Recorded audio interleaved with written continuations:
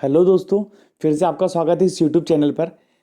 आज हम देखने वाले हैं कि मोटर में एचपी क्या होता है, केडब्ल्यू क्या होता है और एचपी टू केडब्ल्यू कैसे चेंज करते हैं, उसका क्या फॉर्मूला है और यदि हमें किसी मोटर का कितना एम्पियर वो ले रही है लोड पर और विदाउट लोड, वो अब हम सब देखने वाले हैं। यदि आप इस चैनल पर नए हो तो प्लीज़ इस चैनल को सब्सक्राइब कर लीजिए।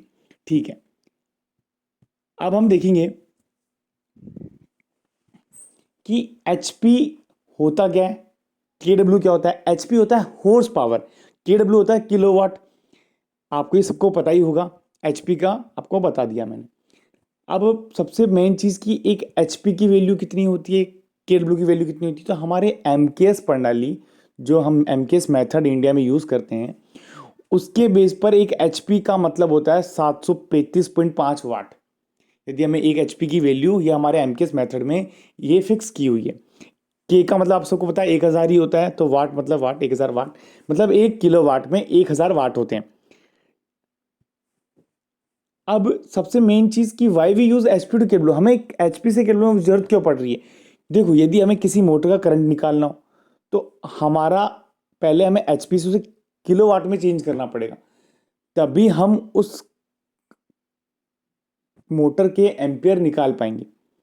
जैसे, और वो कितना एम्पियर ले रही है, कितना लोड पर ले रही है, कितना अनलोड पे ले रही है, ये सबको पता करने के लिए पहले हमें उस मोटर की एचपी रेटिंग से उसे हम वाट में हमें कन्वर्ट करना पड़ेगा कि वाट में कितना वाट उसका हम यूज कर रहे हैं।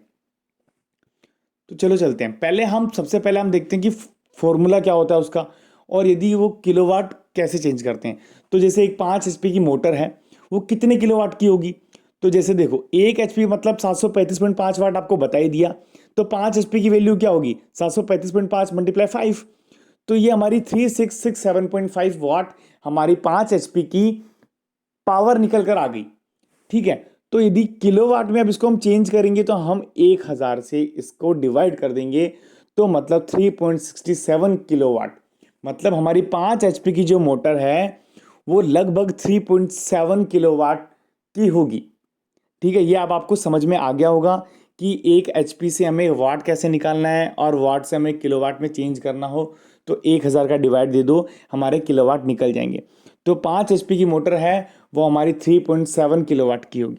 यहाँ तक आपको समझ आ गया होगा। अब मेन चीज़ है कि चलो ठीक है, हमें वाट पता लग गया। अब वाट से एम्पियर कैसे निकाले। कोई भी मोटर है, हमें उसका वाट पता लग गया, भाई वो कितना वाट इज ले रही है, तो उसका एम्पियर कैसे निकाले। तो देखो, पावर को वाट में मेजर किया जाता है, ये आप सबको पता होना चाहिए। और पावर का फॉर्मूला क्या होता है, पावर बराबर वोल्टेज मल्टीप्लाई करंट। यदि हम वोल्टेज और करंट को मल्टीप्लाई कर देंगे तो हमारा वाटेज निकल जाता है।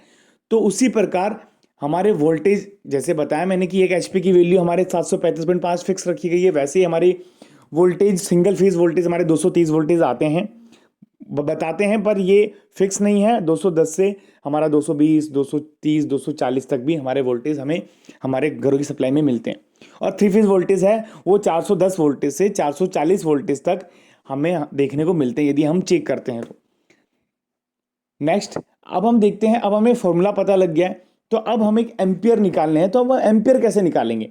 तो देखो, जैसे वो 5 रुपए की मोटर है, अब हमें पहले पता लग ही गया था कि वो कितना वो लेने वाली है, कितना वाट ले रही है। तो पावर का फॉर्मूला पावर बराबर वोल्टेज इंटू करंट आपको बता ही दिया। यदि हमें करंट निकालना है तो जो हमारा वोल्टेज है वो हमारे पावर के डिवाइड में चले जाएगा। तो करंट के फॉर्मूला क्या बनेगा, current equal power upon voltage, मतलब पावर डिवाइड बाय वोल्टेज। और मोटर लोड पर हमेशा ये ध्यान रखने बहुत लायक चीज है कि मोटर लोड पर हमेशा अपने करंट का 1.5 गुना मतलब 1.5 गुना ज्यादा करंट लेती है। तो ठीक है, अभी हमें 5 एचपी कितना कितना पावर ले रही है वो हमें पता लग ही गया था। उससे कैसे हमें ये निकाला, वोल्टेज हमारा 440 थ्री फेज का वोल्टेज मैंने बता ही दिया, सिंगल फेज का 230 और थ्री फेज का 440 वोल्टेज हम लेते हैं। करंट हमारा निकालना हो तो क्या होगा, हमारा बताया पावर डिवाइड बाय वोल्टेज। तो हमारा जो पावर था वो हमने बता दिया 367.5 था, और हमारा वोल्टेज 440। तो विदाउट लोड अभी हमने इसको डिवाइड किया तो हमारा 8.33 एम्पियर आया। ये विदाउट लोड पर है, मतलब जब मोटर विदाउट लोड के रन कर रही है तब हमारी मोटर, यदि 5 एचपी की मोटर है, वो 3 फेज सप्लाई से हम रन करवा रहे हैं तो वो 8.33 एम्पियर लेगी लगभग। ये कोई फिक्स नहीं होता है बट लगभग इतना एम्पियर लेगी। और यदि वो लोड पर, ये जब हम उसमें लोड लगा देंगे तो वो अपने लोड पर 1.5 गुना ज़्यादा एम्पियर लेती है, मतलब वो 12.5, मतलब 12 से 13 एम्पियर के बीच लोड पर इतना करंट लेगी। उम्मीद है कि ये जो समझाया है ये समझ आ गया होगा।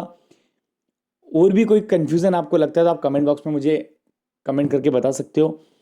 और भी ऐसी नई वीडियोस के लिए प्लीज़ आप इस चैनल को सब्सक्राइब कर सकते हो। Thank you.